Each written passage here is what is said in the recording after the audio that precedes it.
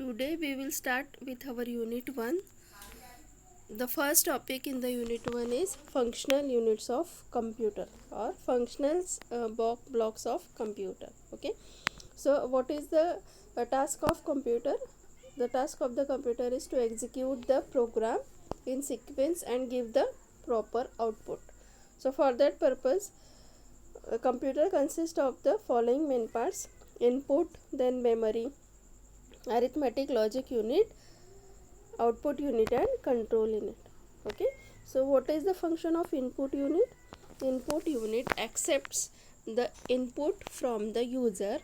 The user gives the input in the form of user understandable form, that is in the English language, but the computer cannot understand the English language. That is why the function of the input unit is to convert the user understandable language into the computer understandable language, that is machine language.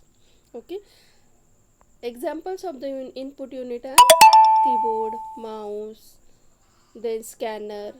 Okay, so these are the examples of the input unit. Then memory. What is the function of memory? Memory is used to store the data. So the memory can store the temporary data, or the memory can store the result of the operation also.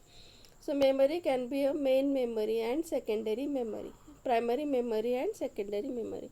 The primary memory is consisting of RAM, and secondary memory means the hard disk, floppy disk, magnetic tape. Okay, so the function of the memory is to store the data. Then arithmetic and logic unit performs the arithmetic and logical operations. The arithmetic operations are addition, subtraction, multiplication, and division, and logical instructions are AND or XOR and NOT. So ALU performs all the arithmetic and logical operations. Then control unit. The function of the control unit to generate the control signals which is required for the computer. Okay, and output unit.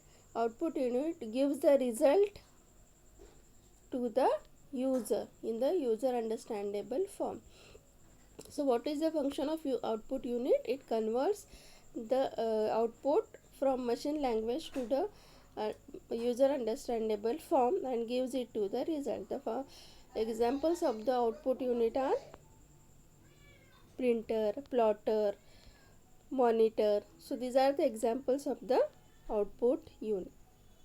Okay, so these are the functional blocks of a computer.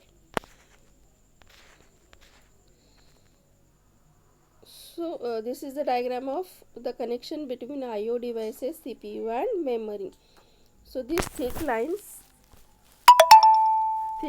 provide the data flow, and this dotted line provide the control flow. Okay, so I/O devices and CPU, there is a bidirectional data flow, and from memory, CPU, I/O devices and memory, there is a bidirectional data flow. So this is the data flow diagram of in the computer.